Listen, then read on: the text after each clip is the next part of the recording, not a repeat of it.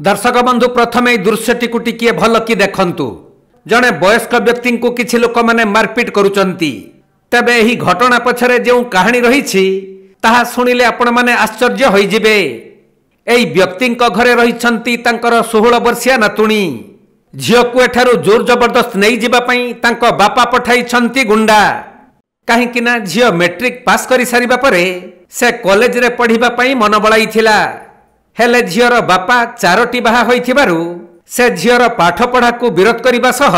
टंका बदल रे जणे वयस्क व्यक्ति को झियो को बाहा देबा पई सबु प्रकार योजना करिथिला हेले झियो जनक अमंग हेबा सहित कोनोसी उपाय न पाई तांको अजा घर को पळाई आसी रहुथिले तेणु सही ठारू झियो को नहीं जिबा पई अजा को प्रबल माड़ मरा जाइथिला जेउथि पई झियो जनक थानार द्वारस्थ होई गणमाध्यम आगरे निजर प्रतिक्रिया रखिछंती। घटनाटा होउची एई वर्ष मैट्रिक पास करला परे मो बापा को कहली जे मो पाठ पढ़िया पई चाहूची बापा कहले पाठ पढ़ तो होबो नै तू बाहा हे जा मो कहले बापा मो बाहा भी नै मो पाठ पढ़िया चाहूची मो बापा अन्य लोक पाखर पैसा पत्र नै कि से मते जोर जबरदस्ती बाहा कर देबे सही पाए मु डरी कि मो अजाई पाखक चुपकी पड़ी आसला परे मो बापा गुंडा ठेकी दे मते मते एवं मो अजा को मारापिटा करले आमे बालियापाल थाना आसिक गोटे एफआईआर देलु देला परे सी आमको फांडी पाखक पठिले सी सेठी जबरदस्त मो अजा पाखर सिग्नेचर करी नहीं आमको कहले तू तो बापा पाखक पड़ी जा आउ आमे तो कथा किछि बुझिबा नहीं आमे तापरे आमे बालियापाल थाना को आसी आमे कहले जे आमको फांडी वाला जबरदस्त जोर जबरदस्ती मो अजा पाखर सिग्नेचर नेले से कहले मो बापा पाखक पड़ी जीबे मो बापा 4टा बाहा होइचंती मो 16 वर्ष झियो 16 वर्ष झियो मते पाठ पढ़ते देबेनी से जोर जबरदस्ती बाहा कर देबे जा से तो बाघर होबो से पिला कोंठी कर ता बयस कते से टुकार बयस 30 रु 40 बयस पूरा तांको पाखर पैसा नहीं कि मो बापा जोर जबरदस्ती बाहा दे देबे आउ थाना को केबे आस्तिलो केथर धान दौड़ करलोनी फास्ट 6-7 थर माने जिबा आसीबा कलन से होचे खाली कहउचंती जाओ हमें काली बुझिबा आज बुझिबा एमती कहि कि हमें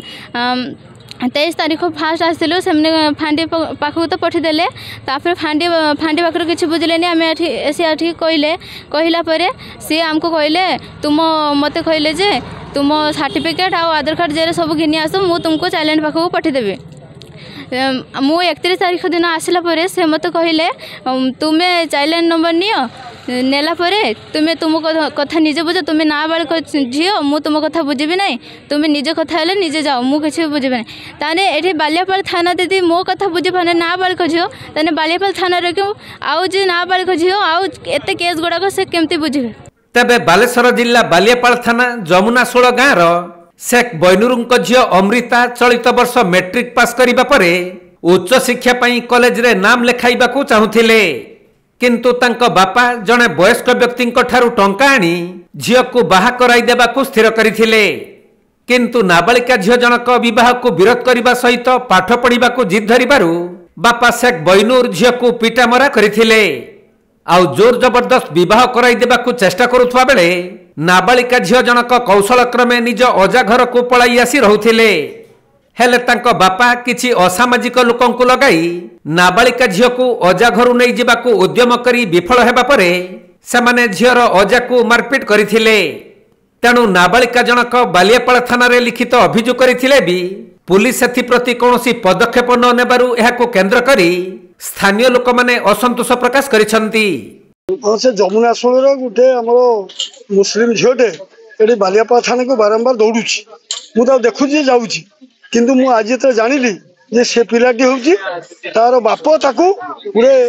अत्यधिक माने 35 खंड वर्ष बयसर गुडे लोक पाख टंका नहीं ताकू बाहा दे देवाकू चाहूची पिलाटीर बयस 16 वर्ष 6 मास बालियापाल थाना रे से लेखिकी देलानी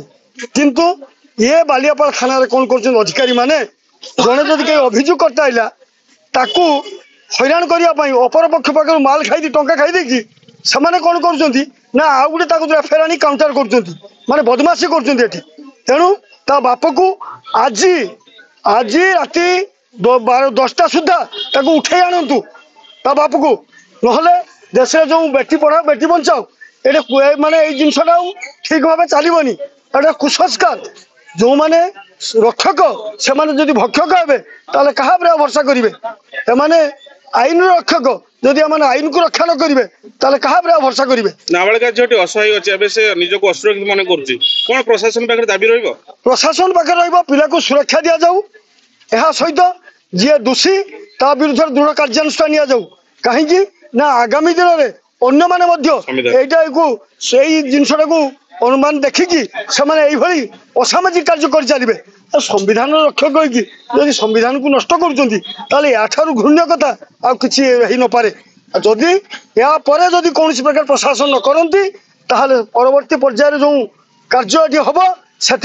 दायी रहिबे। बालेश्वर जिला बालियापालरू सुभाष दास रिपोर्ट कोणार्क लाइव।